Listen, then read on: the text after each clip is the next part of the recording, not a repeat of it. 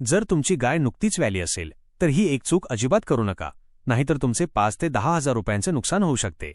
90% शेतकरी हीच चूक करतात आणि त्यांना ते कळतही नाही. पण तुम्ही हा व्हिडिओ शेवटपर्यंत बघा, कारण आज आपण ह्या चुका कशा टाळायच्या ते पाहणार आहोत. पहिली आणि सर्वात मोठी चूक म्हणजे वजा गायीला थंड पाणी देणे. विल्यानंतर गाय शारीरिकदृष्ट्या थकलेली असते, अशावेळी तिला चुकूनही थंड पाणी देऊ नका.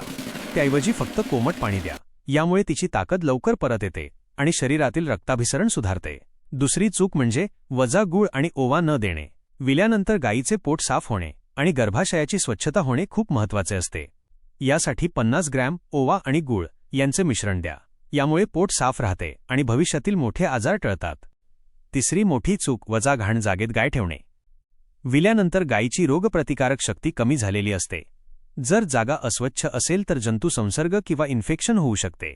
लक्षात ठेवा, गोठ्यातील स्वच्छता म्हणजेच तुमच्या गायीचा बचाव. चौथी चूक म्हणजे वजा वासराला पहिलं दूध न देणे. अनेक शेतकरी चीक दूध काढून टाकतात, पण हे दूध सोन्यासारखं असतं.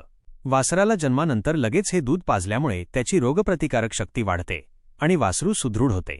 पाचवी चूक म्हणजे वजा डॉक्टरांना उशिरा बोलावणे. जर गायीला वार टाकण्यास उशीर झाला किंवा काही शारीरिक समस्या दिसली तर घरगुती उपाय करत बसू नका.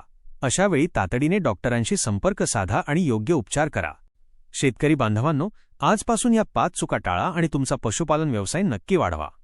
ही माहिती महत्त्वाची वाटली असेल तर व्हिडिओला लाईक करा आणि अशाच नवनवीन माहितीसाठी आपल्या चॅनलला सबस्क्राईब करायला विसरू नका. धन्यवाद.